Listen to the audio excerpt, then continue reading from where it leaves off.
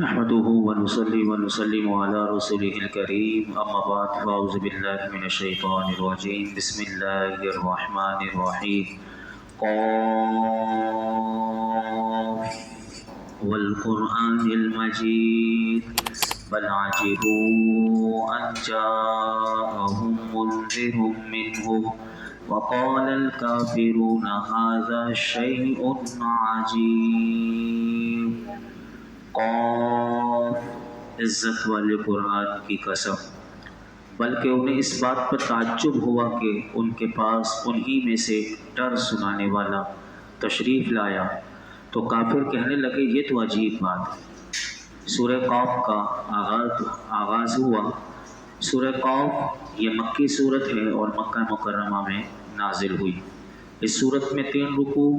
45 آیتیں، 357 کلمے، 1494 اس صورت میں حروف ہیں۔ اس صورت کا نام قاف رکھنے کی وجہ، قاف یہ حروف مقطعات میں سے ایک حرف ہے، اور اس صورت کی پہلی آیت میں ابھی آپ نے سماعت کیا کہ یہ حرف موجود ہے۔ اس مناسبت سے اسے سورہ قاف کہتے ہیں، 2 نقطوں والا قاف۔ اس کے متعلق احادیث ہیں، 2 احادیث مبارکہ سماعت کیجیے۔ حضرت عمر بن خطاب رضی اللہ تعالی عنہ نے حضرت ابو واقد لیثی رضی اللہ تعالیٰ عنہ سے پوچھا کہ نبی کریم صلی اللہ علیہ وسلم عیدین کی نماز میں کیا پڑھا کرتے تھے؟ تو آپ نے عرض کی کہ حضور پر نور صلی اللہ علیہ وسلم عید کی نماز میں سورہ قاف والقرآن المجید یہ پڑھا کرتے تھے، اور اقتربت الساعۃ وانشق القمر جو 27ویں پارے میں سورہ رحمان سے ماقبل صورت ہے وہ والی پڑھا کرتے تھے۔ اسی طرح دوسری حدیث مبارکہ حضرت ام حشام بنت حارثہ رضی اللہ تعالیٰ عنہ فرماتی ہیں میں نے قاف والقرآن المجید نبی اکرم صلی اللہ علیہ وسلم کی زبان اقدس سے سن کر ہی یاد کی ہے، اور آپ صلی اللہ علیہ وسلم ہر جمعے کے دن ممبر پر خطبہ دیتے ہوئے یہ صورت پڑھا کرتے تھے۔ اب آپ اندازہ لگائیں کہ اس صورت میں کتنے اہم مضامین ہیں کہ جو میرے آقا علیہ الصلوۃ والسلام اس صورت کو خطبہ میں پڑھا کرتے تھے۔ پہلی 2 آیات میں نے آپ کے سامنے تلاوت کی اور اس کا ترجمہ رکھا۔ سورہ قاف یہ حروف مقطعات جتنے بھی ہیں ان میں سے ایک حرف ہے، اور اس کی مراد اللہ تعالیٰ ہی بہتر جانتا ہے۔ فرمایا کہ عزت والے قرآن کی قسم۔ ان 2 آیات کا مختصر خلاصہ یہ ہوا کہ عزت والے قرآن کی قسم اللہ تعالیٰ فرماتا ہے کہ ہم جانتے ہیں کہ محمد مصطفیٰ صلی اللہ علیہ وسلم پر کفار ایمان نہیں لائے، بلکہ انہیں اس بات پر تعجب ہوا کہ ان کے پاس انہی میں سے ایک ڈر سنانے والا تشریف لایا کہ جس کی عدالت و امانت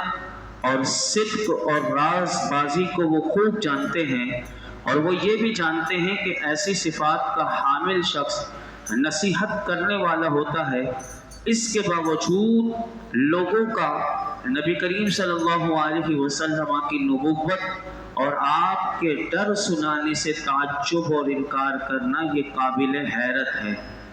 اس آیت میں علماء کہتے ہیں کہ قرآن مجید کو عزت والا فرمایا گیا، یہ دنیا میں بھی عزت والا ہے، تمام کلاموں پر فائق ہے، اور آخرت میں بھی عزت والا ہے کہ اپنے ماننے والوں کی شفاعت فرمائے گا،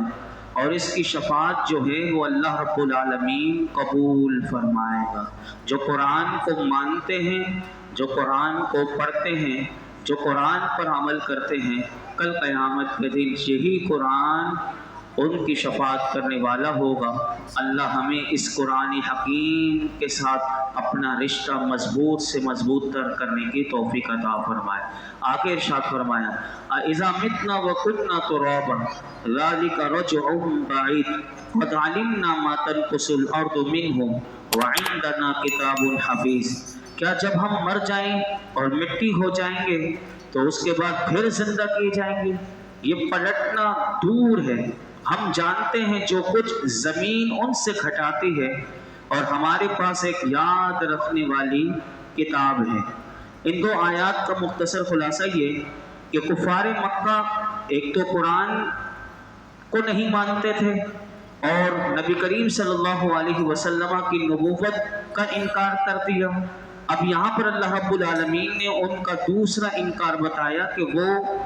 مرنے کے بعد دوبارہ زندہ کیے جانے پر بھی انہیں تعجب ہے، یعنی حضور علیہ الصلوۃ والسلام کی نبوت پر بھی تعجب، قرآن پر بھی تعجب، اور انہیں اس بات پر بھی تعجب ہے کہ ہم دوبارہ مرنے کے بعد کیسے زندہ کیے جائیں گے۔ اور انہوں نے کہا کہ مرنے کے بعد جب ہمارے اجزاء،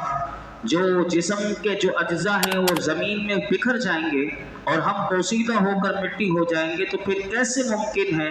کہ جیسے ابھی ہمارا جسم ہے، جس طرح ابھی ہم زندہ ہیں، دوبارہ اسی طرح ہمارا جسم بن جائے اور ہم پھر سے زندہ ہو جائیں، اس کا واقع ہونا وہ کہتے تھے کہ عقلی طور پر بعید ہے، یہ بہت دور کی بات ہے، یعنی وہ سمجھتے نہیں تھے اور یہ کہتے تھے ایسا ہوتا کبھی دیکھا بھی نہیں گیا۔ اب قرآن دیکھیے، یہ بات آخرت کی کرتے تھے، یہ دنیا میں دیکھنے کی باتیں کرتے تھے کہ ہم ایسا ہوتا ہوا کبھی دیکھا نہیں گیا۔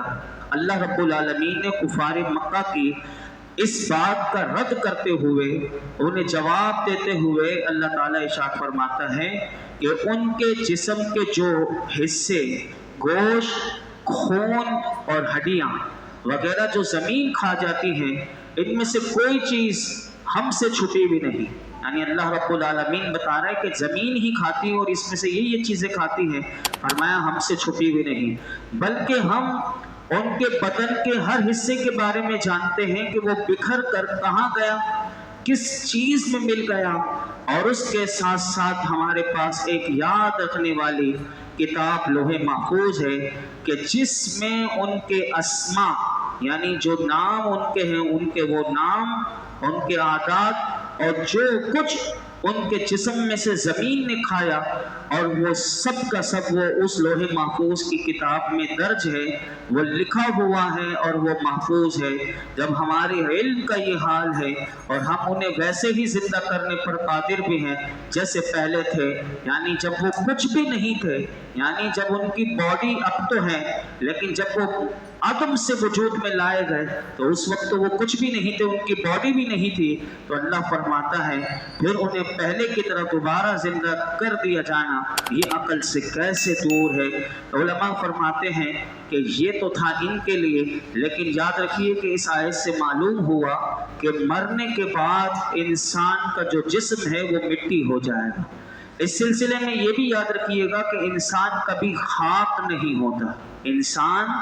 کبھی خاک نہیں ہوتا، بلکہ اس کا بدن خاک ہو جاتا ہے،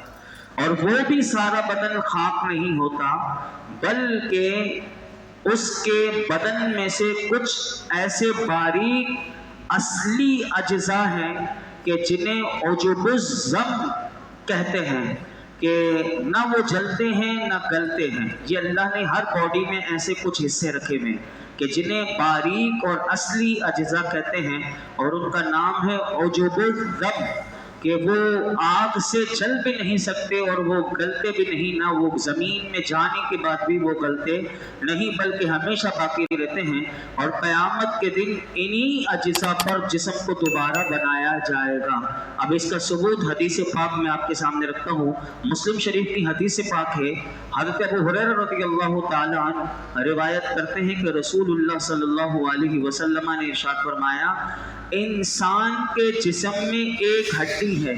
کہ جسے مٹی نہیں کھا سکے گی،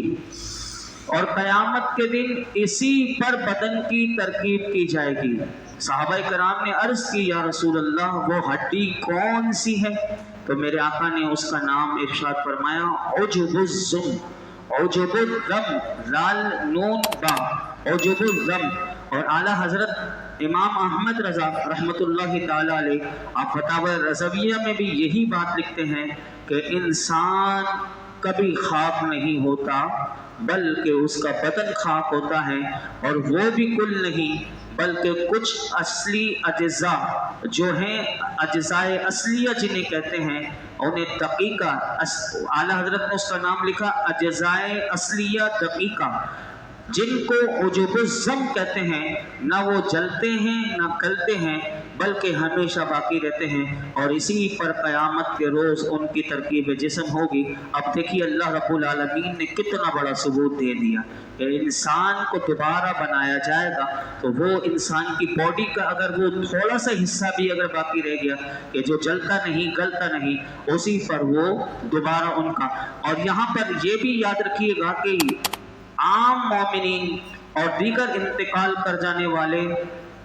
कब्र में जब देखते हैं कि उनके कई ऐसे लोग होते हैं कि जिनके जिस्म सलामत नहीं होते, जैसे किसी की कब्र खुल जाती है तो उनके जिस्म सलामत नहीं रहते। लेकिन याद रखिएगा कि ये कानून सब पर भी अप्लाई नहीं होता। ये भी अल्लाह की शान है कि अंबिया अलैहिमुस्सलाम, शुहदाए कराम, औलियाए उज़्ज़ाम, इनकी ये शान है कि ये कब्र में भी जाने के बाद इनके जिस्म भी सलामत रहते हैं, इनका कफन भी सलामत रहता है। कि ये आला हजरत फरमाते हैं कि अहले सुन्नत के नज़दीक शुहदा अलैहिमुस्सलाम अपने अबदान शरीफा के साथ जिंदे हैं, तो बल्कि अंबिया के अबदान यानी बदन की जमा अबदान, अबदान लतीफ़ा ज़मीन पर अल्लाह ने हराम किए हैं कि वो उनको खाए। इसी तरह शुहदा औलिया के अबदान व कफन भी वो कबूर में सही सलामत रहते हैं और वो रोज़ी और रिस्क दिए जाते हैं। इस पर बहुत से उलमा ने कलाम किया है और बहुत से उलमा ने इन बातों को लिखा है, जैसे कि शेखुल हिंद मुहद्दिस देहलवी रहमतुल्लाहि ताला अलैह फरमाते हैं कि अल्लाह के जो औलिया हैं वो इस कारे पानी से बका की तरफ कूच कर जाते हैं और अपने परवरदिगार के पास वो जिंदा हैं, उन्हें रिस्क भी दिया जाता है, वो खुशहाल भी हैं और लोगों को इसका शऊर भी नहीं। इसी तरह अगर आप देखें तो अल्लामा सुब्की शिफा उस सिकाम में लिखते हैं कि शुहदा की जिंदगी जो है वो बहुत आला है। जिंदगी और रिस्क ये किस्म इन लोगों को हासिल नहीं होती कि जो उनके हम मर्तबा नहीं है, और अंबिया की जिंदगी तो शुहदा की जिंदगी से भी सबसे आला है। इसलिए वो जिस्म और रूह दोनों के साथ जिंदा हैं, जैसे कि वो दुनिया में थी और हमेशा रहेंगे। तो इसी तरह अगर आप देखें तो अल्लामा जलालुद्दीन सय्यदी रहमतुल्लाहि अलैह ने एक किताब लिखी है शरहुस सुदूर, उसमें इंतकाल करने के बाद औलियाए कराम के बारे में चंद मुस्तनद रिवायात लिखी हैं, और वो रिवायात आला हजरत ने अपने फतावा रज़विया में भी उसको नकल किया। सुनिए कैसे अल्लाह के वली जो होते हैं जिंदा होते हैं और दुनिया में भी अल्लाह दिखाता है कि कैसे उनके जिस्म भी सलामत और वो क्या बात भी कर सकते हैं। तो सुनिए, मशहूर वली हैं हज़रत अबू सईद खुरास रहमतुल्लाहि ताला अलैह, फरमाते हैं कि मैं मक्का मुअज़्ज़मा में था, बाबे बनी शैबा पर एक जवान को मुर्दा पाया। जब मैंने उसकी तरफ नजर की, वो इंतकाल कर चुका है।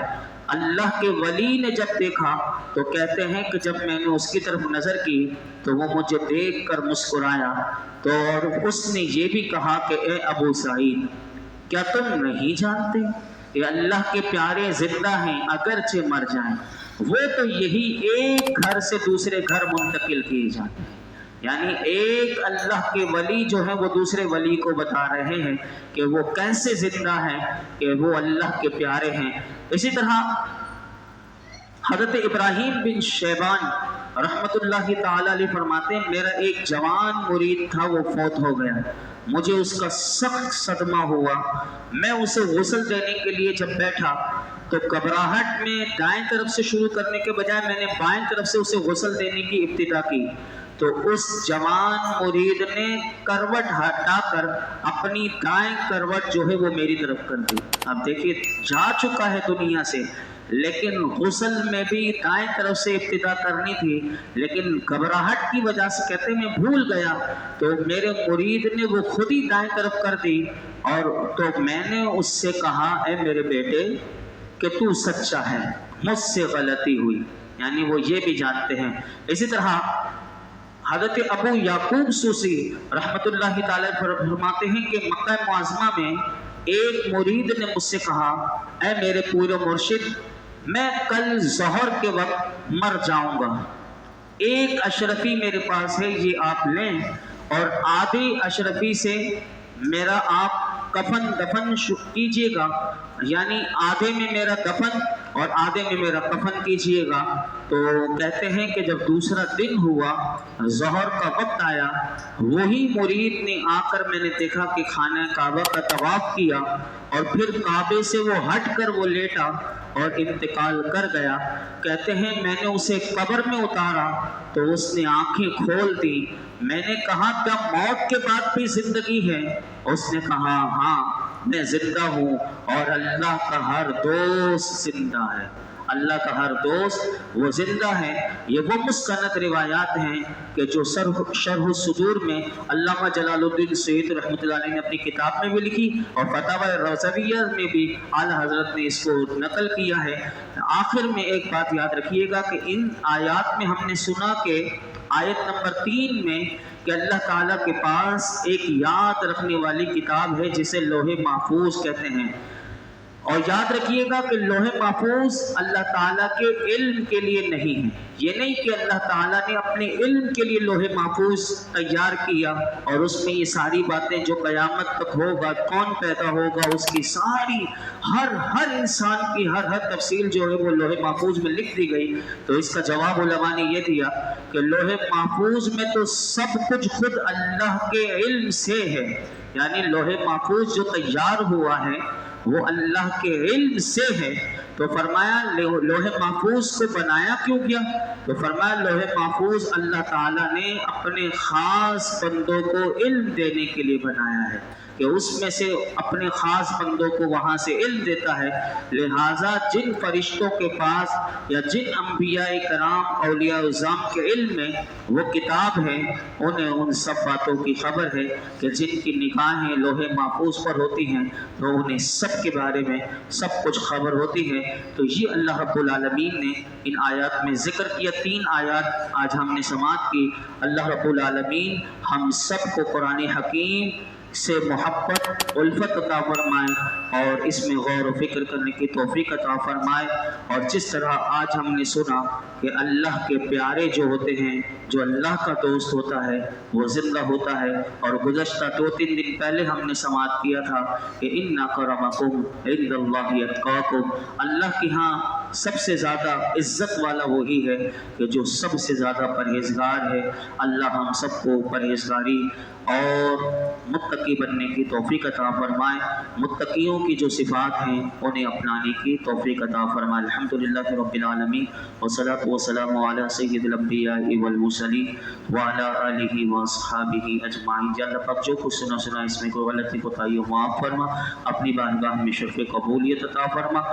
رب کریم نماز عشاء عطا کرنا، پڑھنا پڑھانا، درود و سلام سننا سنانا، مولائی کریم پڑھنا اور درس قرآن سنانا اپنی بارگاہ میں قبول فرما۔ یا رب العالمین ہمارے لیے آسانی پیدا فرما، ہمارے لیے سیکھنا سکھانا آسان کر۔ یا رب العالمین خیر کی خیرات عطا فرما، خیر کی کثرت عطا فرما، خیر کو تقسیم کرنے والا بنا دے۔ ہمارے تمام صغیرہ کبیرہ گناہ معاف فرما، ہمارے ماں باپ کی ساری امت مسلمہ کے بے حساب مغفرت فرما، دنیا اور آخرت کی ساری بھلائیاں کامیابیاں عزت نعمت راحت سکون عطا فرما۔ یہ جتنے حاضرین موجود ہیں اللہ درس قرآن کی برکت سے سب کی جولیوں کو دامنوں کو مرادوں سے بھر دے۔ وصلی اللہ تعالی علی خیر خلقہ محمد وعلی آلہ وصحبہ اجمعین۔